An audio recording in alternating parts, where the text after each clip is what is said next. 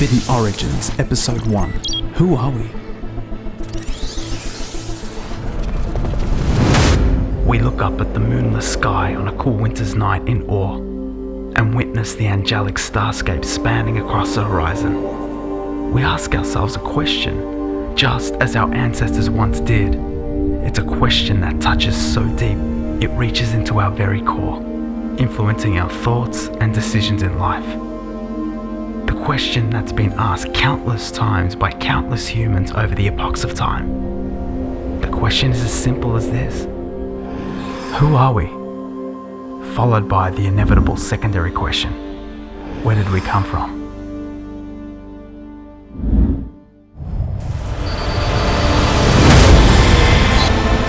Dominician of light. Hi, I'm Dominician R Gennari, and I invite you to join me as we look into the obscured origins and fate of the human race in this first episode of Forbidden Origins. As a devoted fiction author, I set out on a path of discovery, desperately trying to understand the origins of man in order to write the greatest science fiction fantasy story I possibly could. But the more I searched for answers about who we are and where we come from, the more things just didn't add up. Who are we? And where did we come from? Well, that's at least how almost every single BBC space documentary over the last 30 years has started.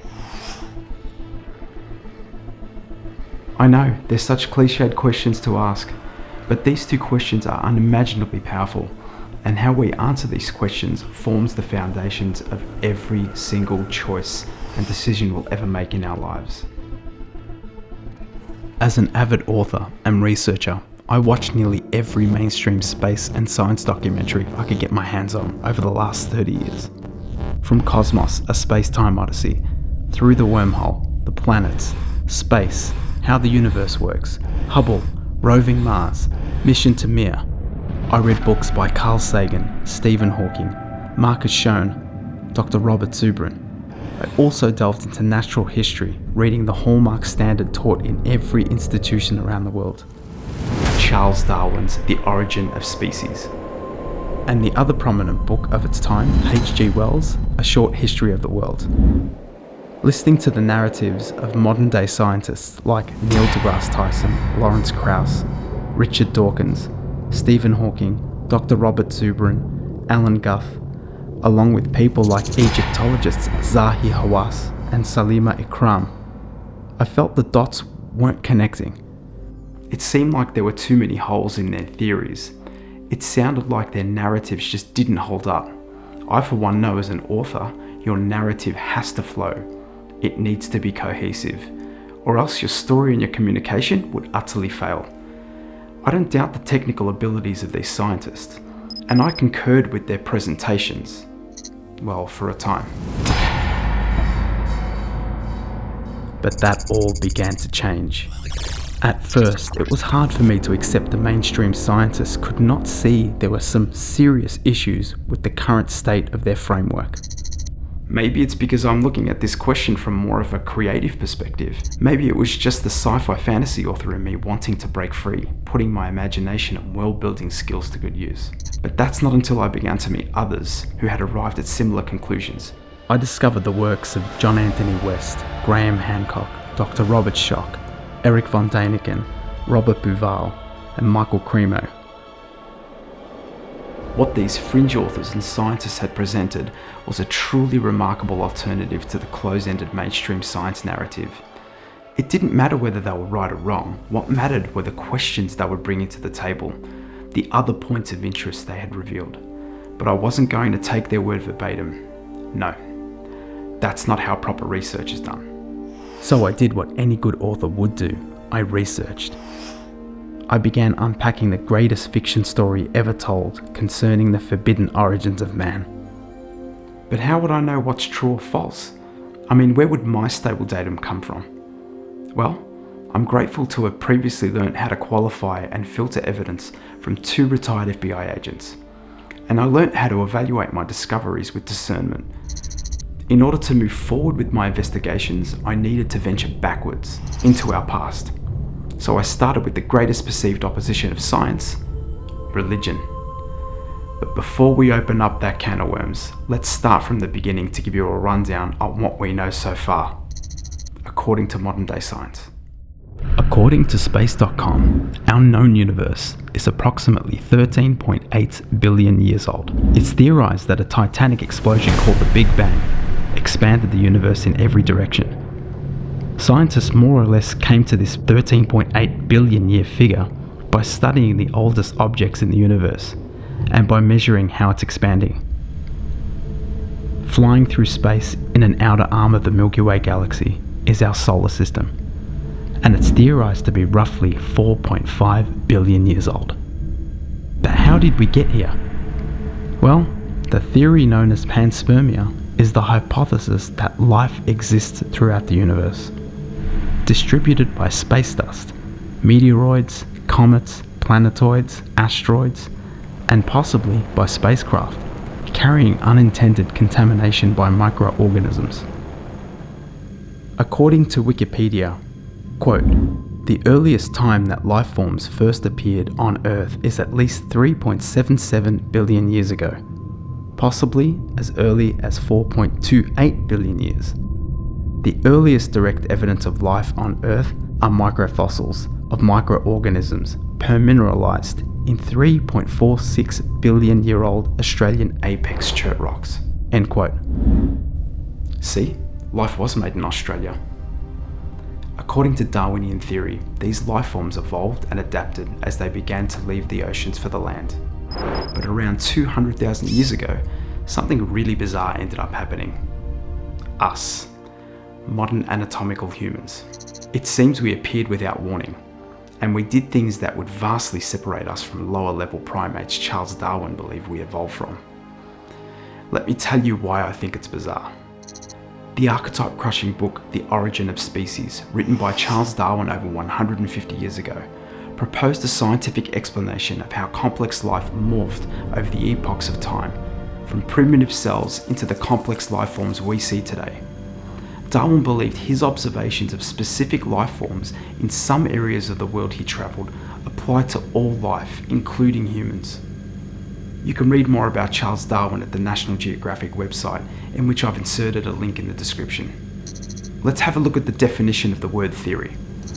Theory: a supposition or a system of ideas intended to explain something, especially one based on general principles independent of the thing to be explained. Darwin's theory of evolution. I swear I didn't make that last part up. It actually references Darwin's theory of evolution.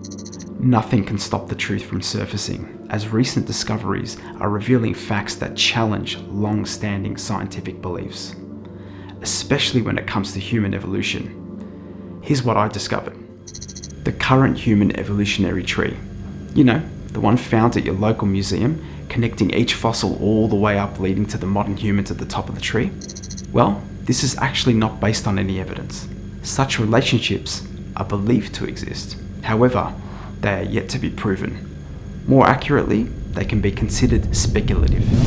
Approximately 200,000 years ago, modern humans arose with advanced features, signaling them out from all other known forms of developed life.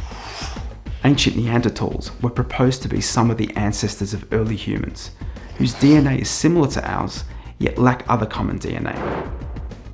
This implies we didn't originally descend from Neanderthals, even if we interbred with them at some point in time. Please see the link in the description to learn more about Neanderthals. With developed genome analysis, it was shown that the DNA that sets us apart from other primates is a result of an ancient, mystifying, and explicit fusion of genes, suggesting forces beyond the parameters of evolution made this all possible. There is no evidence suggesting these advanced features develop slowly over long periods of time, as Darwin's theory suggests. Unique characteristics like a larger brain, an advanced voice box, an elaborate nervous system, elevated emotional and sensory abilities completely outperform that of our nearest primate relatives. The remarkable thing is, these fine-tuned attributes already existed in modern humans when they appeared 200,000 years ago. And humans haven't changed anatomically up to this very day.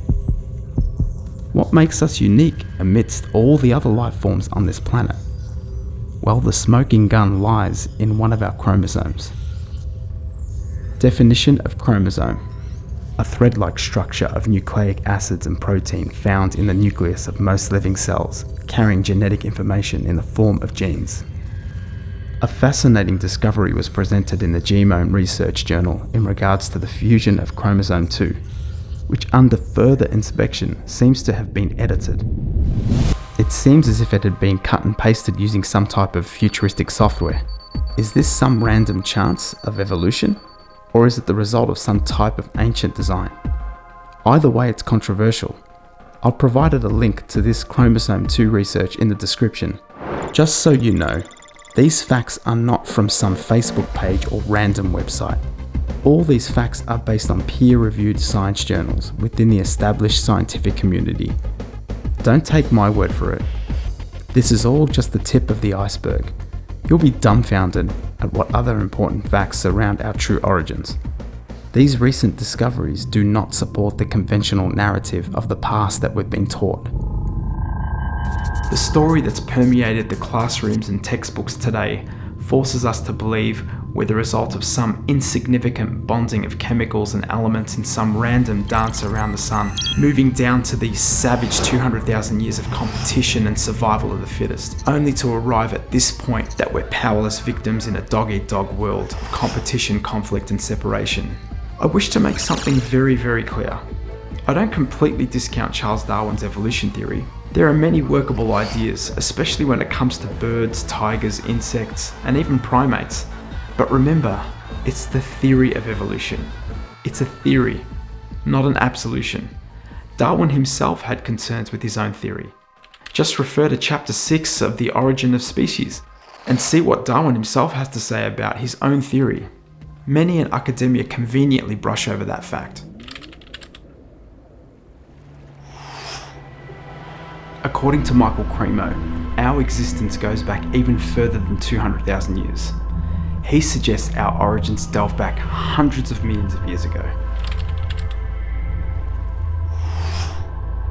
In his book, The Hidden History of the Human Race, he delineates the archaeological findings of bones and fossils that are completely out of place in Earth's historical timeline.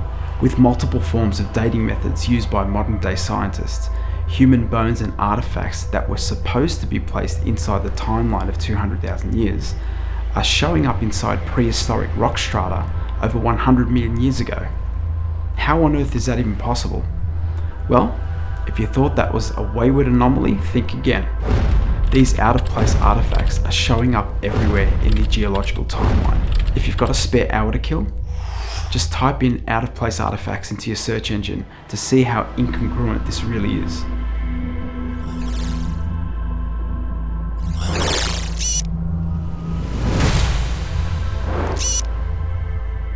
With these new discoveries comes a radical and daring new story. Don't you think it's time for a new story? Of course I'd say that. I'm a sci-fi fantasy author. But I believe that question is already being answered by the existing evidence solving the mysteries and origins of the past. To accept this new story, we must first think differently about who we are. This is the whole reason why I've created this series, an open invitation to allow the new discoveries to lead to a new story instead of forcing them inside the predetermined structures of the establishment sciences.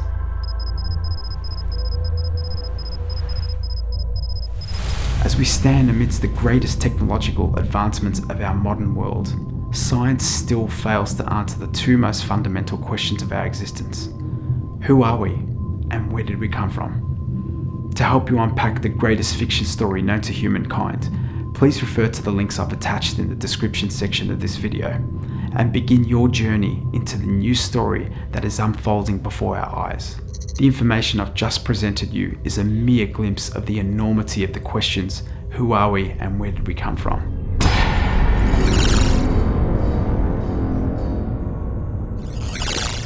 And I'd like to revisit this topic in a future episode. Until then, I advise all of you watching right now to use your own discernment and discover your own reality on this subject, because that is what true science should be: discovery, humility, and revealing the truth, even if it means opening up to different possibilities. Right now is our moment to rise up and reclaim the origins of our humanity. Like a conductor directs his orchestra, our lives are being directed by the stories we're being told. Used with integrity, stories can aid us in understanding who we are and where we're headed. Stories that are weaponized can lead to a dark and devastating future. The most dangerous story we've been told sounds something a little like this. We're evolved animals without a soul. We need to compete against each other to survive. We're a burden upon this planet. A plague, a virus destined to fail. We're not animals, even though we share their genetics. The last time I checked, my little pug, Captain Wee Wee, can't write a symphony. No more than a proboscis monkey can do your quarterly taxes. So once again, we're not animals, even though science has convinced us we are. We're not a burden upon planet Earth, even though we've been held back from progress. And we're not a viral plague, even though we've been told we are. You are powerful, you are infinite, you are more than an amalgamation of chemicals and elements. Never forget that. Thank you for watching this first episode in the series. I hope this information ignites a fire within you to further explore. Don't forget to utilize the links in the description, just so you have something more to research in this compelling subject. I've got no doubt you'll love the next episode in the Forbidden Origin series. Subscribe to my channel, smash the notifications bell, and let me know what other topics you'd like to know about in the comment section. Stay tuned for the next episode in this series as we continue to unpack the greatest fiction story ever told. And together, let us ignite the truth.